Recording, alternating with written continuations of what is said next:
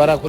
1992 yeroo sanarraa kaasee carraan argadhe kamiinuu kennaan ture. Egaa dhiigni keenya kun yaa'u bishaan nyaatan bakka bu'a waan ta'eef haawwan keenya mooyyuu sababa hanqina dhiigatiin lubbuu isaanii dhaban namoota balaadhaan hanqina dhiigaa isaan qunnamee lubbuu isaanii dhaban deeggaruudhaaf har'as borus qophiidha waan ta'eef kanaaf guyyaa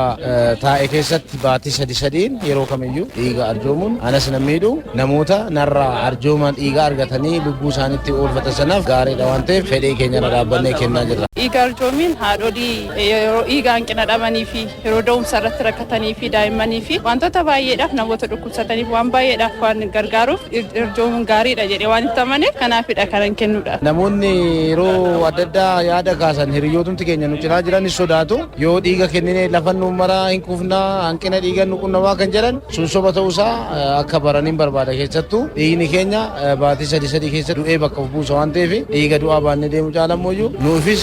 sammuun keenya qaamni keenya naaraa waan ta'eef fakkeenyaaf yemmuu dhiiga kennu guyyaan kenne sanarraa qabee qaamni kiyya bifa haaraan irra deebi'ee waan haaromsamuuf namni kamiyyuu yoo dhiiga arjoome miidhaa irraan qabu faayidaa qaba malee kanaaf hundumtuu soo kennee gaariidha kan jedhu san kaasuun barbaada. Egaa arjoomni dhiigaa inni guddaa tola ooltummaadha fedhiidhaan kan kennamu fedhiin kun immoo bifa kamiini inni guddaa lubbuu baraaru inni kun immoo haadholiin yeroo baay'ee da'umsa irratti namoonni balaa konkolaataatiin yeroo miidhaman dhiiga dhabu jechuudha. Nuti immoo dhiiga kana yeroo nagaa hawaasa keenyaaf nama hin beekneef sanyii malee amantaa malee qomoo malee lubbuu dabarsinee kennuudhaaf lubbuu baraaruudhaaf iddoo kanatti argamna. Akka damee magaalaa Shaggaritti baankiin dhiigaa magaalaa Shaggar karoora isaa yuunitii barbaachisu dhiiga walitti qabee kan magaalaa Shaggariif ala hospitaalota biyya keenya keessatti argaman naannoo adda addaatti argaman illee arjoomaa jira waan ta'eef haalli arjooma dhiigaa fi hubannoon jiru baay'ee gaarii fi olaanaa ta'uu isaan kaasuu barbaada.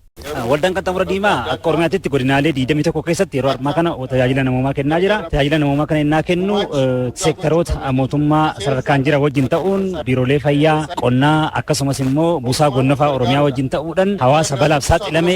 dafee qaqqabuudhaan lubbuu baraaruu fi hawaasa immoo sababa walitti bu'isaatiin qe'eerraa buqqa'ee deebisee dhaabuu irratti hojiilee gurguddaa hojjechaa jirra. Kanaan wal qabatee dhiyeenya kana sababa sochii lafaatiin hawaasa karrayyuu miidhameef gara qarshii miliyoona 15 olii baasuudhaan deeggarsa kennee jira. Godinaalee Shawaa Bahaa, Arsii Lixaa akkasumas Boorana Bahaa fi Gujii keessatti immoo piroojeektii guddina adda addaa hundeessuudhaan hawaasa hanqina bishaanii qabu rakkoo bishaanii qaban bishaan baasuudhaan hawaasni akka bishaan qulqulluu dhiyeessa bishaan qulqulluu hojjechaa jira.